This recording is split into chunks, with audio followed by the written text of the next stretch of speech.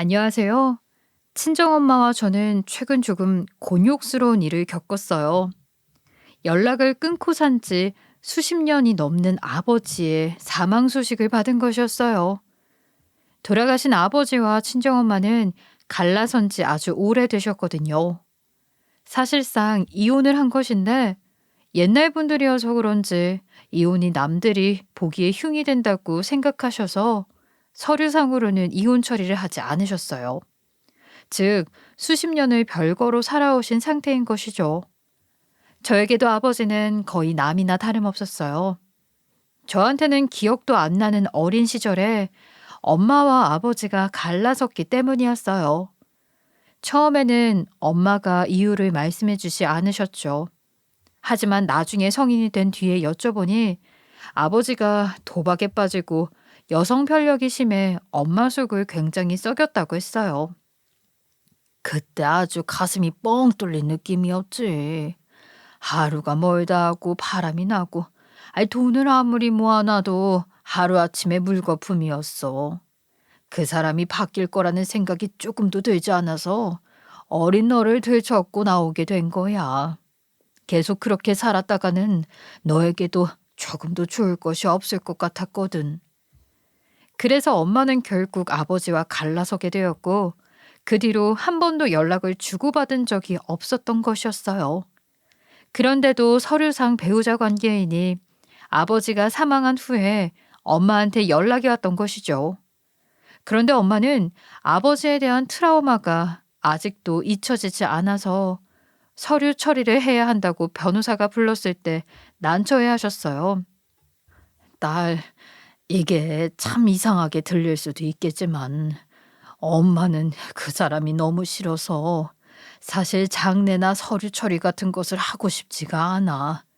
엄마한테는 끔찍한 기억이고 전혀 관련되고 싶지가 않거든.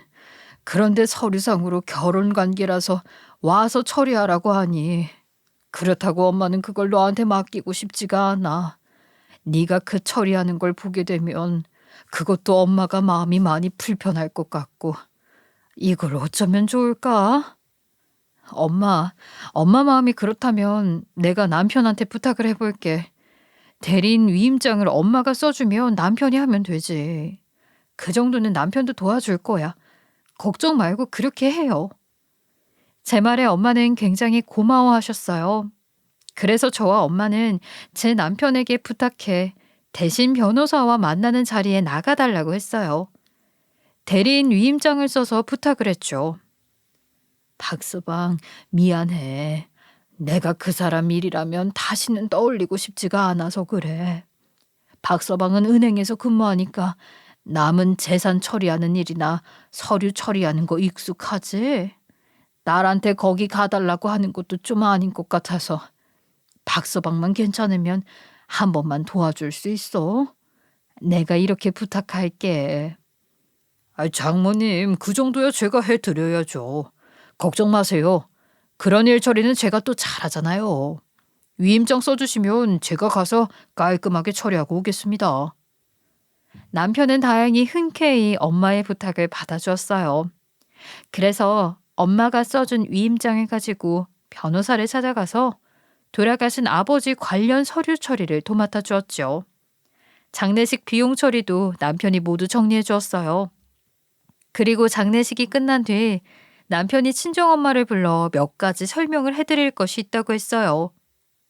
여보, 혹시 장모님 시간 되시면 주말에 모셔올 수 있어? 돌아가신 장인어른이랑 관련된 일이기는 한데 장인어른이 의외로 재산을 좀 남기셨더라고. 장모님 이야기 듣고 재산 같은 것은 한 푼도 없을 줄 알았는데 어쨌든 그래서 장모님한테 설명을 좀 드리고 상속 받으실 수 있도록 해드리려고 해. 주말에 모여서 이야기 좀 하자. 돌아가신 아버지의 유산이 있다는 남편의 말에 저는 주말에 친정엄마를 모시고 왔어요. 집에 도착하면 저랑 엄마 둘이서 남편의 설명을 드리려고 했는데 도착해보니 시어머니가 따라와 계신 것이었어요. 어머 사돈 이야기 들으셨어요? 돌아가신 바깥 사돈이요. 글쎄 집 한 채를 소유하고 계셨더라고요.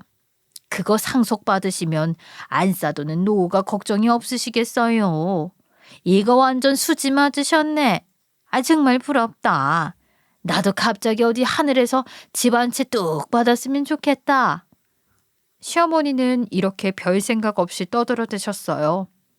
아무리 남이나 다름없는 아버지라고 하더라도 갑자기 유산으로 집을 받아서 좋겠다고 말하는 것이 상이 났었던 상황에서 너무 예의 없는 태도라는 생각이 들었어요. 하지만 시어머니는 그런 사람이었어요. 원체 질투가 많고 돈을 좋아해서 돈 드는 일이라면 다 반색을 하고 달려드는 사람이었죠. 시어머니에 대해 조금 이야기를 하자면 이런 분이었어요. 예전에 한번 생신 선물을 사러 백화점에 간 일이 있었거든요. 평소 제 형편에 과한 선물을 사드리지는 못했지만 간만에 명품까지는 아니어도 브랜드 가방이나 스카프 같은 것이라도 사러 간 것이었거든요. 그런데 시어머니가 그 이야기를 남편에게 들은 것인지 제가 있는 백화점으로 쏜살같이 따라오셨더라고요. 어머, 여기 있었네. 세상에, 올해 내 생일 선물은 명품이야? 진짜 너무 좋은 거 있지, 얘. 내가 얼마나 좋았으면 아들한테 이야기 듣자마자 쫓아왔어. 이왕 고르는 거 내 취향으로 골라도 되지? 아이, 우리 며느리가 이렇게 크게 한턱 쏠 줄 몰랐네. 아, 어머니, 네, 생신 선물 사러 온 거긴 한데 실은 명품을 살 정도는 못 되어서요. 명품은 조금 어렵고요. 어느 정도 브랜드까지는 가능하니까 일단 같이 한번 둘러봐요. 그래서 함께 둘러보는데 어머니는 제 말을 들은 것인지 아닌지 자꾸 명품관 앞에서 기웃거리시더라고요. 어머, 이것 봐. 정말 이쁘지 않니? 역시 명품은 명품이야. 어머, 어머, 이거 가죽 마감된 것 좀 봐라. 어쩜 이렇게 기품이 잘 흐를까? 역시 이 정도는 들어줘야 급이 있어 보이는 거 아니겠어? 그러시면서 시어머니는 당장이라도 살 사람처럼 구경을 했어요.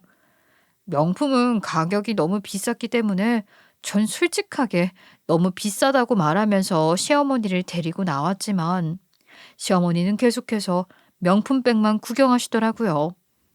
결국 1시간 넘게 구경을 하다가 제가 지쳐서 그나마 가장 저렴한 축에 속하는 명품백을 사드리기로 했어요. 원래 제가 생각했던 것보다 3배나 비싼 금액이었지만 시어머니가 절대로 포기하려고 하지 않아서 어쩔 수 없이 3개월 할부로 사드릴 수밖에 없었죠. 시어머니한테 기쁜 마음으로 선물을 사드리고 싶었는데 그게 아니라 거의 돈을 뜯기는 느낌으로 선물을 사드리고 지쳐서 집으로 돌아왔어요. 집에 와서 남편한테 이것에 대해 이야기를 하니 남편은 되려 이렇게 말하는 것이었어요. 당신이 당신 용돈 모아둔 걸로 선물 사드린다면서. 그래서 엄마 보고 가보라고 말씀드렸지. 보니까 엄청 비싼 거 사신 것도 아니던데. 그 정도는 좀 해줄 수 있잖아. 우리 엄마도 가끔 명품백 좀 사보자. 그 엄마의 그 아들 아니랄까봐. 사실 남편도 물질적인 욕심이 좀 있는 편이었어요. 그래서 이런 이야기를 듣고도 오히려 저에게 그 정도는 좀 살 수 있다면서 뭐라고 했어요. 저는 기분이 썩 좋지 않았지만 이미 써버린 돈이라서 그냥 넘어갈 수밖에 없었죠.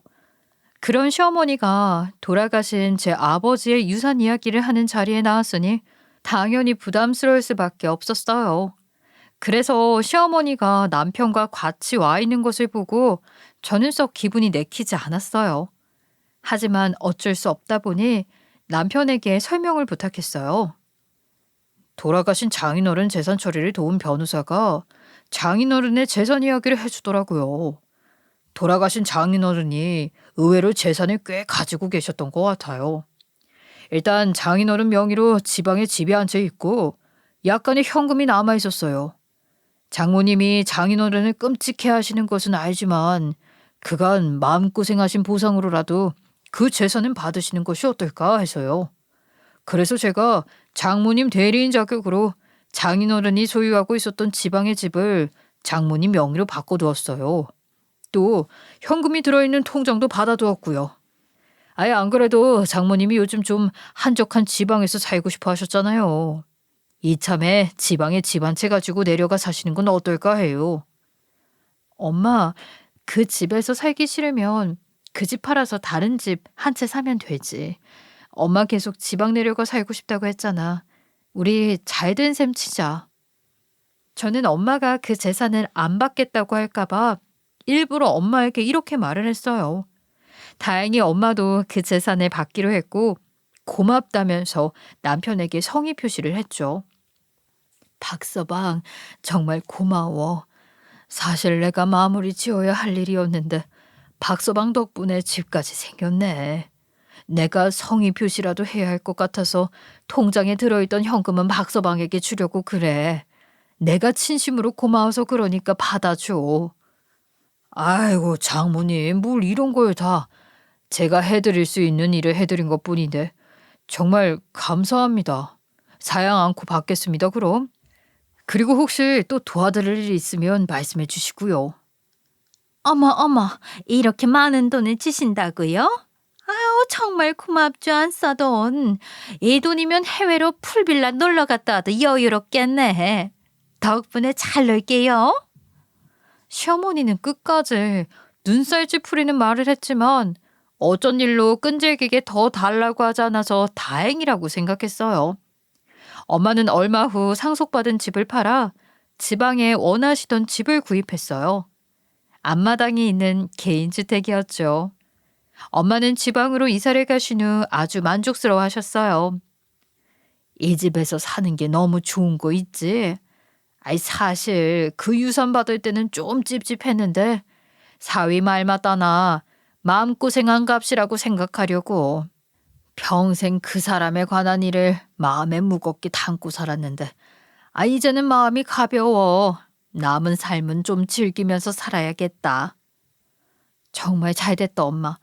엄마의 매일이 즐겁다면 나야 기쁘지. 종종 엄마 보러 내려갈게요. 푹 쉬세요. 엄마는 매우 즐거워하셨고 그렇게 일이 마무리된 줄 알았어요. 그런데 그 이후 남편이 종종 집에서 저를 불러 세워서 할 말이 있다는 듯이 굴었어요. 여보, 혹시 장모님? 아니다. 어? 왜 그래? 우리 엄마 뭐? 아니야, 아니야. 다음에 말할게. 이런 식으로 친정엄마를 언급하다가 만다던가 할 말이 있는 것처럼 하다가 입을 닫고는 했어요.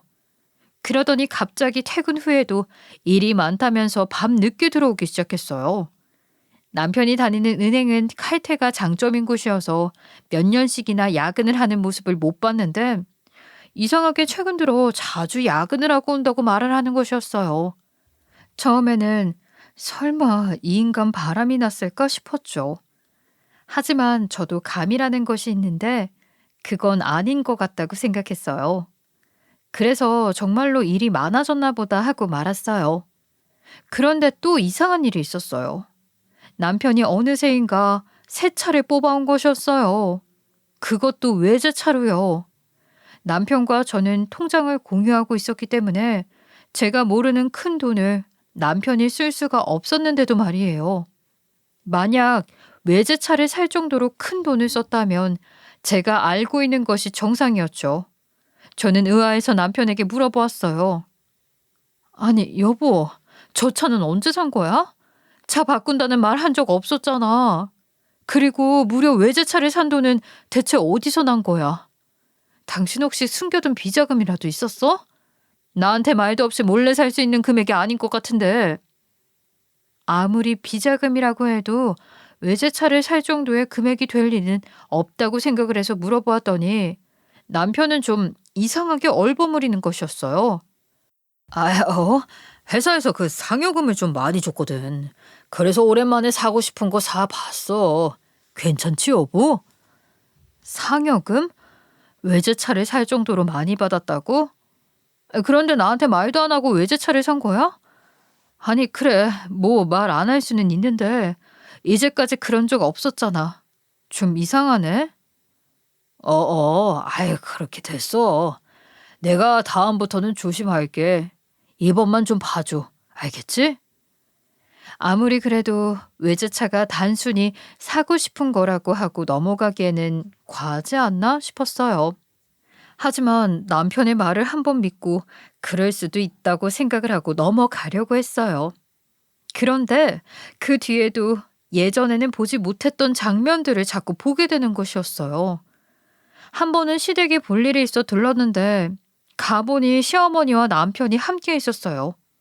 그런데 두 사람은 핸드폰으로 뭘 한참 들여다보면서 시시덕거리다가 제가 들어서니 뭐라도 들킨 사람들 마냥 깜짝 놀라면서 핸드폰을 숨기는 것이었어요. 당신 왔어? 일찍 왔네. 당신이 이 시간에 시댁에는 어쩐 일이야? 지금 일하고 있어야 하는 시간 아니야? 우리 엄마랑 좀 할 이야기가 있어서 오늘 반찬했어. 내가 미리 말 안 했었나? 몰랐네. 근데 할 이야기는 다 끝났어. 당신은 뭐 볼 일 있어? 소파에서 일어나면서 어색하게 대답하는 남편을 보면서 또 의아했지요. 시어머니도 입을 꾹 다물고 딴청을 피우고 있었어요. 어머니, 제가 얼마 전에 시댁에 재킷을 두고 가서요. 내일 꼭 좀 입으려는데 필요해서 찾으러 왔어요. 어제 전화 연락드렸는데 기억하고 계시죠? 재킷 좀 찾아서 갈게요. 제가 전날에 시어머니한테 연락을 했었는데 시어머니는 잊고 계셨던 것 같아요. 아까 어찌나 즐겁게 이야기를 하고 계시던지 정신이 쏙 빠져 있으셨던 것 같았죠. 전 일단 두고 갔던 자켓을 방에서 챙겨서 나오는데 시어머니가 약속이 있다면서 남편이랑 나갈 채비를 하고 계신 것이었어요. 그런데 시어머니의 손에 못 보던 명품 가방이 들려 있었어요. 어? 어머니, 새로 가방 사셨네요? 예쁘네요. 언제 구입하셨어요? 저는 아무런 생각 없이 그 가방이 정말로 예뻐서 시어머니에게 질문을 드렸어요. 앞에서 말했듯이 시어머니는 물질을 좋아해서 명품 가방도 몇 개 정도 가지고 계셨거든요.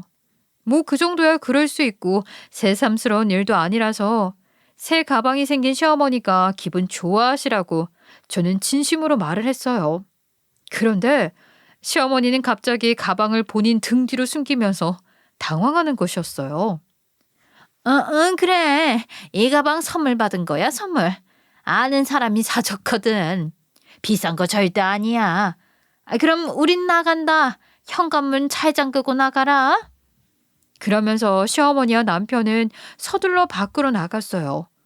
저는 그 모습을 보고 나자 마음 한구석에서 품었던 의심의 확신이 생겼어요. 무엇인지는 몰라도 두 사람은 꿍꿍이가 있는 것 같았어요. 숨기는 것이 분명히 있는데 무엇인지는 모르겠지만 알아낼 필요가 있을 것 같았죠. 제 촉이 영 좋지 않다고 말하고 있었기 때문이었어요. 그리고 얼마 후 친정엄마의 생신이 찾아왔죠. 딸, 오랜만에 너희 집에 올라가서 생일 파티를 해도 될까? 계속 지방에 혼자 있으니까 너 보고 싶기도 하고 복잡한 도심도 그립고 그렇다. 간만에 데이트도 같이 하자. 어때? 너만 괜찮다고 하면 엄마가 올라갈게. 친정엄마는 우리 집에 와서 생신 파티를 하고 싶다고 하셨어요. 저도 당연히 마다할 이유가 없었기 때문에 좋다고 대답을 했죠. 그리고 엄마는 아직도 남편에게 고마워하고 계셨기 때문에 우리 집에 와서 파티를 하면서 남편을 위해 산 선물도 주고 싶다고 하셨어요. 엄마는 뭘 또 남편 선물까지 샀어. 그런 거 괜히 살 필요 없어. 그리고 저번에 유산 상속으로 받은 현금도 남편한테 줬잖아. 그거면 됐지. 괜히 부담 갖지 마. 어머, 부담 아니야, 얘. 장모님 챙겨주는 사위가 예뻐서 그런 건데, 선물 준다고 하면 곱게 받아. 우리 사이에 그렇게 어려울 거 있니? 안 그래도 박서방이 선물 받는 거 은근히 좋아하잖아. 그냥 받으면 서로 좋은 거지. 이렇게 엄마는 생신 전날 저녁에 올라오셔서 하루 주무시고 가기로 하셨어요. 지방에 마련한 집에서 거리가 먼 우리 집까지 오시면 자고 가시는 게 좋기도 했고요. 엄마가 도착하기로 한 날 엄마는 차 시간이 늦어져 예상보다 좀 늦게 도착한다고 연락을 주셨어요. 집에는 남편과 시어머니가 와 있었어요. 저는 엄마가 도착하실 시간에 맞춰 저녁밥을 해두려고 조금 늦게 장을 보러 나가기로 했어요. 그런데 그날따라 또 남편과 시어머니가 모른 척하면서 제 눈치를 살살 보는 것이었어요. 마치 제가 없어지기를 기다리는 사람들 같았죠. 저는 그때쯤 남편과 시어머니의 못 보던 행동들에 민감해져 있었고 제 눈치를 보는 것이 좀 짜증이 나던 상황이었어요. 아이, 어머니, 무슨 일 있으세요? 저한테 하실 말씀 있는 거 아니세요? 어? 아, 아니야. 할 이야기 없어. 안 싸더니 좀 늦게 오신다고 했지? 그냥 기다리고 있는 거니까 신경 쓰지 마. 여전히 어색한 변명을 하는 시어머니가 이상했지만 일단 저는 장을 보러 나가기로 했어요. 그래서 장을 보러 가겠다고 말하고 집에서 나왔어요. 그런데 나갈 때 문득 남편과 시어머니의 꿍꿍이를 알아낼 수 있는 묘안이 떠오른 거예요. 나갈 때 현관문 사이에 얇은 슬리퍼를 껴서 잠기지 않게 하고 나갔다 오면 될 것 같은 것이었죠. 장 보고 오는 잠깐 정도야 현관문을 조금 열어놔도 될 것 같았어요.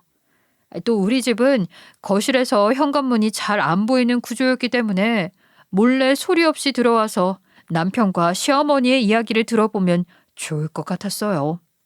그래서 저는 현관문에 슬리퍼를 끼워두고 장을 보러 외출을 했어요. 장을 다 본 뒤 집에 도착해 소리 없이 살짝 문을 열었어요. 그러자 역시나 예상대로 남편과 시어머니는 거실에서 둘이 앉아 떠들고 있는 것 같더라고요. 저는 조용히 들어가 남편과 시어머니에게 안 보이는 위치에 멈춰서서 둘이 이야기하는 내용을 들어보았어요. 아, 진짜? 정말이야? 그 땅이랑 건물 곧 우리 거가 되는 거지? 어쩜 정말 좋다 얘. 땅이랑 건물 처분하고 나면 못해도 22억쯤 된다면서. 그러면 우리 그 돈으로 사고 싶은 거 잔뜩 사고 해외여행도 잔뜩 다니자. 어우, 진짜 너무 좋잖아. 그리고 네 마누라 몰래 비자금도 왕창 챙겨놓고. 내가 그동안 처자식 먹여 살린다고 얼마나 고생했는데. 그 정도는 좀 얻어도 되지. 그런데 엄마, 아직 우리 거 된 거 아니야? 서류 준비 시간이 필요하다고 핑계를 대고 아직 장인어른의 땅이랑 건물이 상속받지 않았어. 그거 상속받으면 바로 장모님 것이 되잖아. 그러니까 빨리 장모님 도장이랑 지장 받아서 서류 만들어야 돼. 장모님이 상속을 포기하고 우리한테 건물이랑 땅의 상속을 양도한다는 서류만 만들면 그 22억 다 우리 거야. 그래, 그래. 그 바깥 사돈 앞으로 되어 있던 상가 지분 팔아서 완전 쏠쏠했잖아. 아, 너는 외제차 사고, 나는 명품 가방들 사고. 우리 똑똑한 아들내미가 머리를 팽팽 돌려서 그 상가 지분은 다른 사람한테 금방 넘겨주기는 했지. 대리인으로 서류만 만들면 되는 거였잖아. 이제 남은 땅이랑 건물도 얼른 팔자. 내가 노년에 이렇게 호사를 누리네. 진짜 고마워요. 먼저 하늘로 간 바깥사돈. 그러니까 장모님은 지방에 낡은 싸구려 집 한 채 주니까 그것만으로도 고맙다고 난리잖아. 그렇게 흐리멍텅한 노인이 뭘 알겠어. 현금마저도 나한테 주는 호구인데 그냥 우리가 다 뺏겨 먹자. 조금 더 젊은 사람들이 재산 가지고 누려야지. 저는 이게 다 무슨 소리인가 싶었어요. 예상하지도 못한 이야기에 제대로 들은 것인가 의심이 될 정도였어요. 그러니까 정리하자면 돌아가신 아버지에게는 땅과 건물도 있었는데 남편이 엄마에게 집 한 채와 현금 일부만 넘겨주고 땅과 건물은 숨긴 것이라는 이야기였죠. 그리고 그 땅과 건물을 남편과 시어머니 것으로 만들기 위해 우리 엄마의 도장과 지정으로 유산 상속 포기 서류를 위조하겠다는 것이었어요. 그야말로 우리 엄마도 모르게 상속 재산을 본인들 앞으로 처리할 생각이었던 것이었죠. 그제서야 저는 모든 것이 이해가 되었어요. 남편이 외제차를 산 것이나 시어머니가 명품 가방을 마련한 것, 그리고 그 사실을 얼버무리려고 했던 이유, 또 그 둘이서 무슨 일이라도 꾸미려는 듯이 외출을 자주 함께했던 이유, 모두 돌아가신 아버지의 큰 유산을 본인들 앞으로 돌려 처분하기 위해서였어요. 그 부모의 그 자식이라고 시어머니와 남편은 돈에 눈이 멀어 인간성까지 버린 것이었어요. 이것 봐, 아들. 이 약 내가 아주 어렵게 구한 거니 안 싸돈 밥에 몰래 털어넣으면 돼. 이거 티 안 나게 하려고 알약 갈아서 가루로 만들어놔. 나 고생했어. 이 가루약 하나면 안 싸돈이 한 이틀은 못 일어날걸. 그 사이에 도장도 가져가고 지장도 찍으면 되지. 엄마, 내일 생신 축하 파티를 해야 자연스러우니까 축하 파티 한 다음에 넣을게. 이런 것까지 구해오고. 우리 엄마 최고다 진짜. 역시 대단해. 혹시 몰라 약은 여러 종류로 준비했어. 그리고 안 싸더니 오늘 인감도장 확실히 가지고 오는 거 맞지? 그럼 서류 처리할 것이 남았다고 인간 가지고 오시라고 해뒀어. 내 말이면 껌뻑 죽으시니까 분명히 들고 올 거야. 이런 이야기를 나누면서 시어머니는 주머니에서 웬 약병들을 꺼냈어요. 저는 그 상황과 그 말을 듣고 더욱 경악을 했죠. 아니, 우리 엄마 재산을 마음대로 탈취하려고 마음을 먹은 것도 모자라 이상한 약을 먹이고 엄마가 못 일어나게 한 다음 인감 도장과 지장을 훔쳐내려고 한 것이었어요. 저는 들키기 전에 재빨리 다시 현관문을 열고 밖으로 나왔어요. 밖으로 나온 저는 분노로 인해 부들부들 떨고 있었어요. 우리 엄마를 그저 돈 빼앗아갈 노인네로만 여기고 죄를 계획하려는 시어머니와 남편을 믿을 수가 없었어요. 돈 욕심이 아무리 많기로서니 사람이기를 이렇게 포기할 수 있나요? 돈 앞에서 본성이 나온 것인지 시어머니와 남편은 말도 안 되는 이야기를 하면서 아주 즐겁게 웃고 있었죠. 소름이 돋았어요. 저는 이를 갈면서 일단 아까 본 약병들부터 확인하기로 했어요. 그래야 무슨 꿍꿍이인지 정확하게 알고 증거도 잡을 수 있을 것 같았어요. 그날 밤 친정엄마도 도착하고 모두가 잠든 새벽, 저는 조심스럽게 일어나 아까 시어머니가 꺼냈던 약병을 찾아보았어요. 다행히 시어머니는 아까 그 옷의 주머니에 그대로 넣어두었더라고요. 주머니에 손을 넣어보니 약병이 두세 개 만져졌어요. 저는 그 병들을 꺼내 확인해 보았어요. 그 약들은 설사약과 잠이 오는 약들이었어요. 모두 곱게 갈아서 가루가 되어 있었죠. 엄마에게 잠이 오는 약을 먹여서 잠에서 못 깨어나도록 해놓고 도장을 빼앗고 지장을 찍어갈 생각이었겠죠. 또는 장이 약한 엄마에게 설사약을 먹여 기운을 쭉 빼서 잠들 수밖에 없게 하려는 것 같았어요. 어찌됐든 둘 다 쓰레기 같은 계획들이었어요. 저는 그 병들에서 가루를 빼내고 집에 있던 가루 영양제들로 채워놓았어요. 이런 끔찍한 사람들의 계획이 통하도록 손 놓고 볼 수만은 없었으니까요. 그리고 문득 생각이 나서 평소 남편이 서류들을 놓아두는 탁자 앞으로 가보았어요. 남편은 제가 본인의 서류를 들여다보는 일이 없다는 것을 알아서인지 유산 양도 서류를 비교적 찾기 쉬운 곳에 놓아두었더라고요.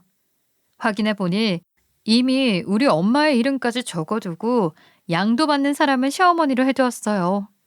인감이나 지장만 있으면 위조 서류를 만들 수 있도록 준비를 다 해둔 것이었죠. 어떻게 이럴 수 있어? 저것들은 사람도 아니야. 사돈집 재산이잖아. 그걸 탈취하려고 이런 짓을 하려고 든다고? 정말 양심 따위는 없는 사람들이었구나. 저는 그것들을 모두 찾아본 후 아까보다도 더 화가 나서 분노를 주체할 수 없었어요. 누가 깨지 않도록 조용히 있을 수밖에 없었지만 그만큼 제 속에서는 더 큰 화가 부글부글 끓었어요.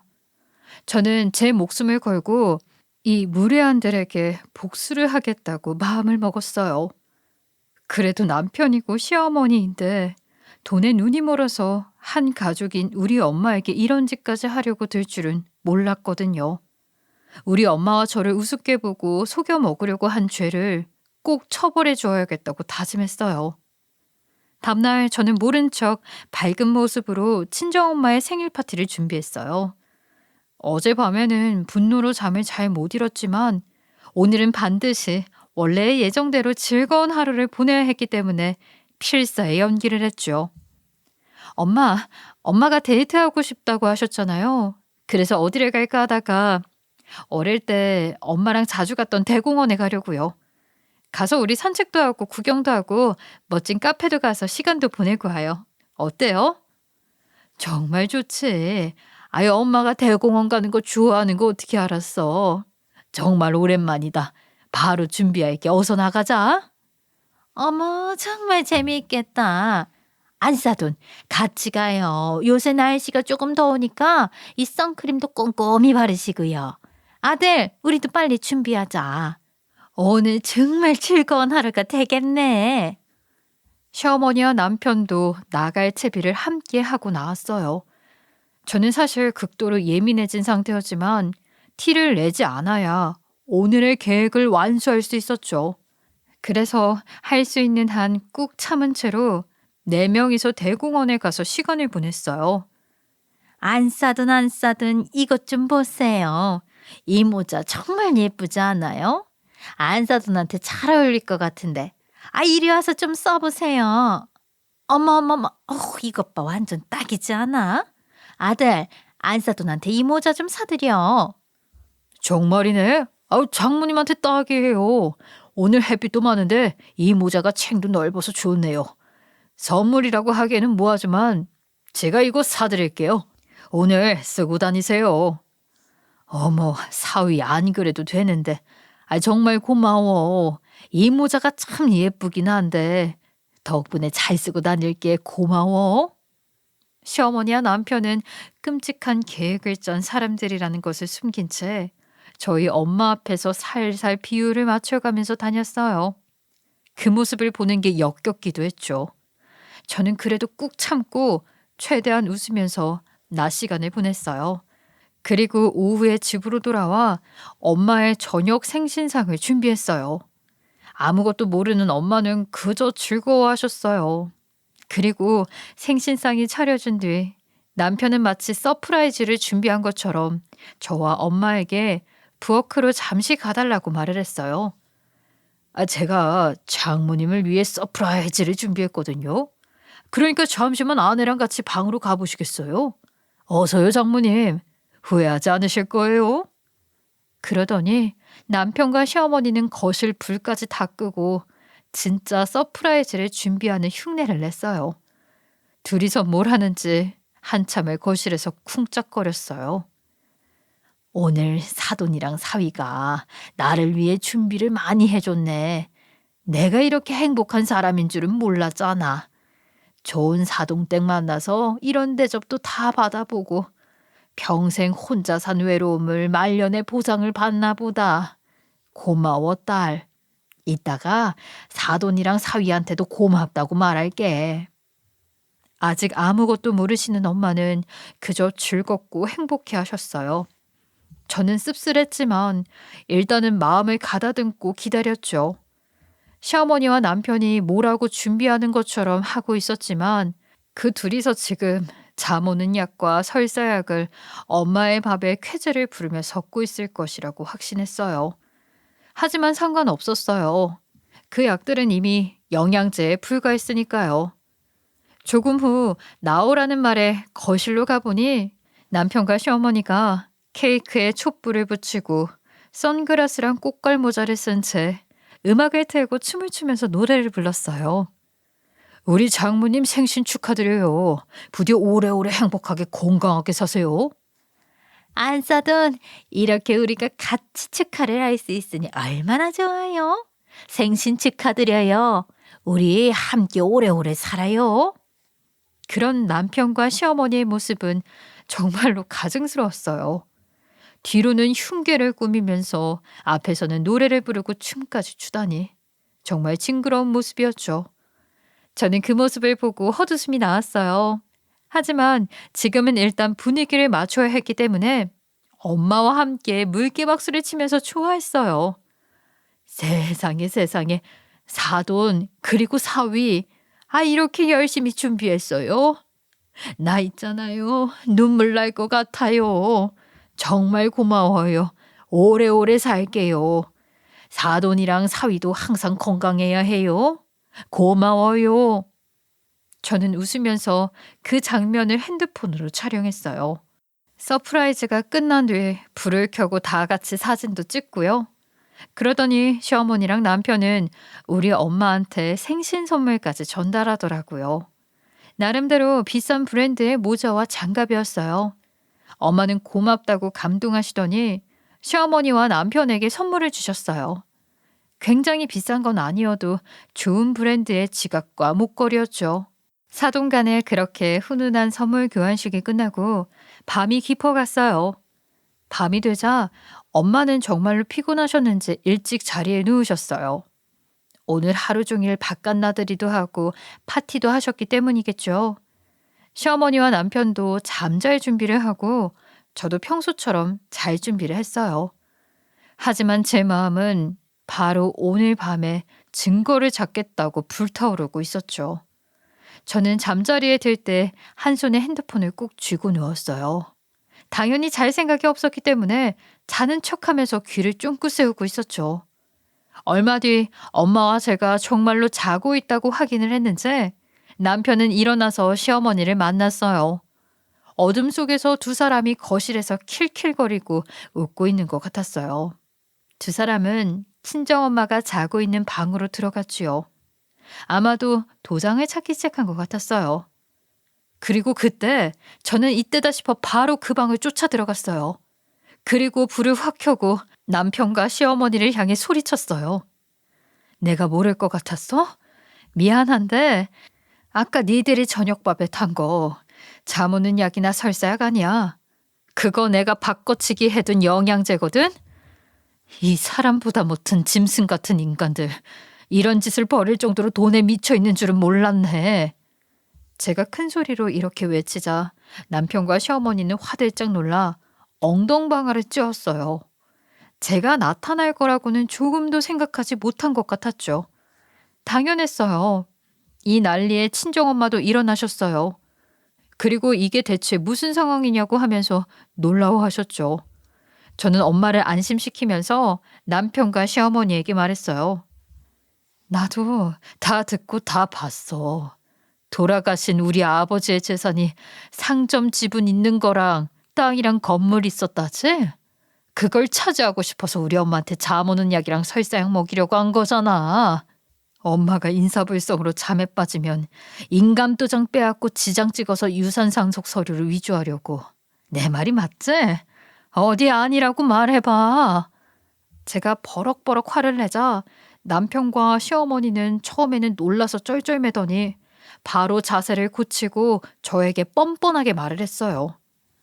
아니, 그게 무슨 소리야, 며느리야?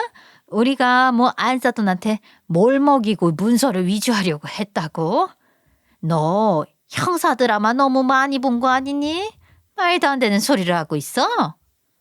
그래 여보, 그게 무슨 뚱딴지 같은 소리야. 우리는 그냥 장모님이 잘 주무시고 계신지 확인하러 들어온 거야. 그런 확인도 할 수 없는 소리 하지 마. 그리고 우리가 그것들을 먹였으면 장모님이 이렇게 일어나셨겠어? 당연히 아니지. 큰일 날 소리를 하고 있어. 아주 웃기고들 앉아있네. 니들이 하려고 한 짓 전부 증거 잡아두었으니까 그렇게 변명해도 도망 못 가. 내가 반드시 너희 잡아서 처벌할 거야. 저는 화가 잔뜩 나서 녹음한 내용을 그 자리에서 틀어 들려주었어요.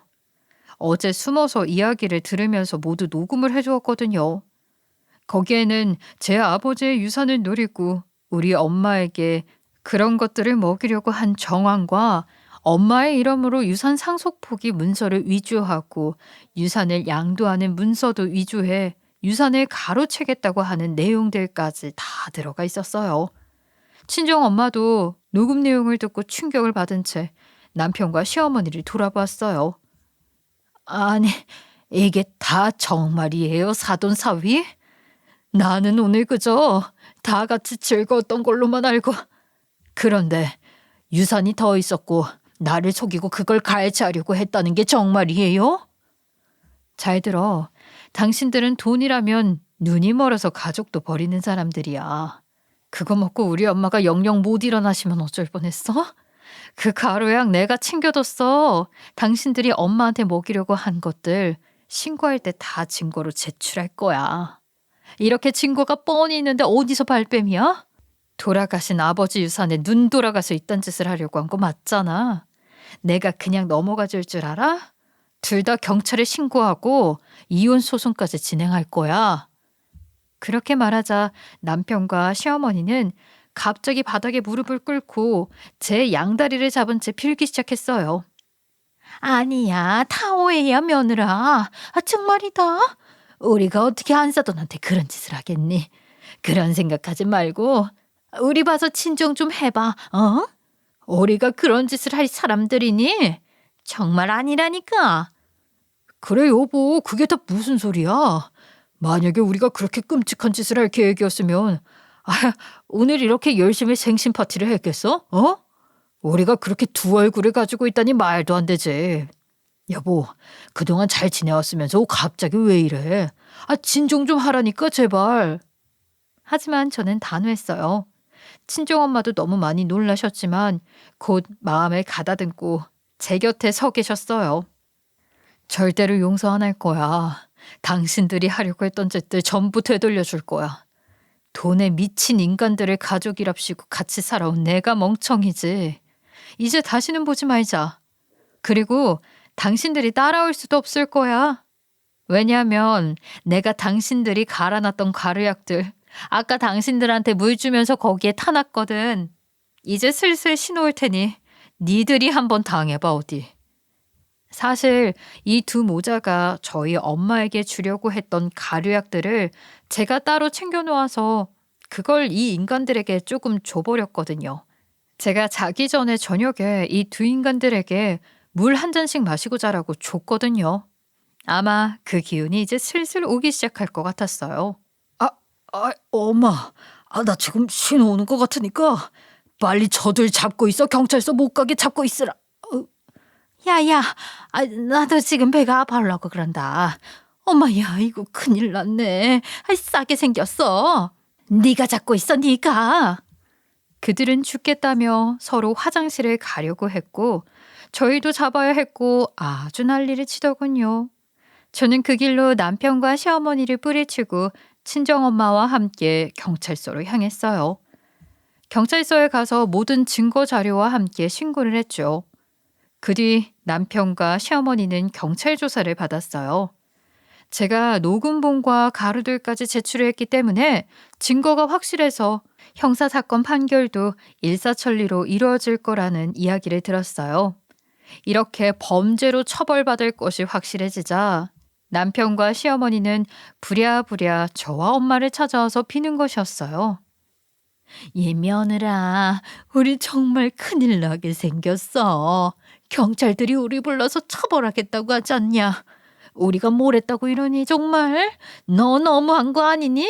어쨌든 그 일은 안 일어났잖아. 여보, 정말 이러기야? 그래도 같이 산 세월이 있는데 이건 좀 아니잖아. 당신 정말로 남편을 전과자로 만들고 싶어? 어? 신고 취소 좀 해줘. 어? 뭘 했냐고요? 우리 엄마가 받을 유산을 이미 갈취했고 남아있는 것도 숨긴 다음에 문서 위조해서 훔쳐가려고 했잖아요. 거기다가 그 이상한 것들 먹이려는 말도 안 되는 짓을 하려고 했고 그런데도 한 일이 없다고요? 에? 아직도 정신을 못 차렸군요. 사돈 사위, 일어나서 어서 돌아가세요. 이렇게 앞뒤가 다른 사람들일 줄은 몰랐어요. 유산 서류 처리를 사위가 도와줬을 때 내가 답례로 준 현금을 받고 만족했으면 됐잖아요. 그것도 적은 돈은 아니었는데 그런데 벌써 이미 훔쳐 판 것이 있고 남은 땅이랑 건물도 무려 22억이나 되는데 그걸 꿀꺽하려고 했다고요? 그건 아니죠. 정말 선 넘는 짓이죠. 얼굴 보고 싶지 않으니 어서 가세요. 이렇게 저와 엄마가 냉정하게 반응을 하니 시어머니와 남편은 갑자기 저희 손을 붙잡고 이렇게 말하는 것이었어요. 그래, 우리가 마음대로 훔쳐간, 아니, 가져간 것 때문에 그러는 거면 그 돈으로 산 명품 가방이랑 외제차 다 주면 되잖아. 그거 어차피 진짜로 그렇게 비싼 것도 아니라니까. 우리 이제 필요 없으니까 그거 다 줄게. 그러니까 그거 받고 없던 일로 치자. 어? 그래, 여보. 그거 다 돌려주면 되잖아. 그런 문제 없는 거잖아. 돌려줄 테니까 제발 신고는 취소하자. 어? 남은 유산도 다 준다니까. 그러면 되잖아. 정말 어이가 없네. 야, 인간아. 돈만 돌려주면 범죄 사실이 없어진다고? 돈에 미친 당신이랑 어머니가 할 만한 생각이기는 하다. 뭐라고? 명품백이랑 외제차? 그것들은 당신이 불법 취득한 재산들이라서 당신들이 돌려주지 않아도 우리 엄마한테 반환이 될 거야. 이대로 형사처벌을 하게 되면 당신들이 저지른 짓도 처벌받게 하고 갈취해간 재산도 돌려받을 텐데 안 할 이유가 없잖아? 됐으니까 쇼 그만하고 돌아가 봐줄 생각 없어. 전 이렇게 차갑게 시어머니와 남편을 내쳤어요. 그리고 결국 두 사람은 범죄 모의와 특수 상해 미수로 처벌을 받게 되었어요. 그 이후 제가 진행한 이혼 소송도 척척 진행되면서 남편에게 귀책 사유가 있다는 판결을 받게 되었죠. 그래서 위자료와 재산 분할도 적절히 받을 수 있었어요. 재산 분할 때문에 마지막으로 이전 집에 가서 전 남편을 만났을 때 전 남편은 처절한 표정으로 있다가 이렇게 말을 하더라고요. 여보, 내가 잘못했어. 이렇게 되고 보니까 이제야 정신이 들더라. 예전처럼 당신이 있을 때가 더 좋았어. 그 외제차랑 땅이랑 건물이 뭐라고 내가 그렇게 미쳤었는지. 당신한테 위자료 주고 재산 분할해주고 나면 이제 이 집도 팔아야 돼. 엄마 집에서 둘이서 살아야 하는데 나 엄마랑 못 사는 거 알잖아. 그러니까 당신이 한 번만 나 용서하고 마음 돌려주면 안 돼? 예정을 생각해서 이렇게 부탁할게. 전 남편이 온갖 불쌍한 표정을 동원하며 말을 했지만 이미 저는 전 남편 같은 사기꾼의 말은 듣지 않기로 한 지 오래였어요. 그래? 그러면 사기를 치지 말지 그랬어. 그리고 엄마한테 그것들을 먹이려고 하지 말지 그랬어. 정직하고 솔직하게 그 유산을 우리 엄마한테 주기만 했어도 이런 일은 일어나지 않았잖아. 정신이 들었다고? 난 그런 말 믿지 않아. 당신이나 시어머니 같이 돈에 환장하는 인간들이 갑자기 정신을 차릴 수 없다고 생각해. 그냥 당신은 앞으로도 그렇게 쭉 살았으면 좋겠어. 지옥같이. 그리고 전에 말했듯이 우리 다시는 보지 말자. 그렇게 말하고 저는 집을 나왔어요. 이 일에 대해 엄마한테 말씀을 드리니 엄마도 이렇게 말씀하셨어요. 그래, 사람은 고쳐 쓸 수 없는 거야. 그동안 사돈이랑 사위가 그런 사람인 줄 전혀 몰랐는데 이제 알았으니 신경 쓰지 말자. 이제 우리 삶에 없는 사람들이니 우리는 우리끼리 행복하게 살면 돼. 우리 딸 정말 고생 많았어. 이제 저와 엄마는 그 믿을 수 없는 인간들을 치워버리고 여유로운 삶을 즐기고 있어요. 돌아가신 아버지에게 유산으로 받은 땅과 건물을 임대를 줬어요. 거기에서 나오는 수익과 돌려받은 상가 지분에서 나오는 수익이 있어서 전보다는 형편이 여유로워졌죠. 전 남편과 이전 시어머니가 돈을 좋아하는 것은 알았지만 이 정도로 돈 앞에 양심이 없을 줄은 몰랐어요. 만약에 알았다면 결혼을 하지 않았을 텐데 아쉬운 마음이에요. 그래서 사람은 모든 것을 가졌을 때 어떻게 행동을 하는지 봐야 한다고 하나 봐요. 어쨌든 앞으로는 그렇게 돈에 눈이 돌아가는 인간들은 가까이 하지 않으려고 해요. 저와 엄마의 인생을 갈취해 가려고 했던 사람들을 떼어 놓았으니 앞으로는 좋은 생각만 하고 좋은 사람들만 만나면서 행복하게 살아가려고 합니다. 저의 긴 이야기 들어주셔서 감사합니다.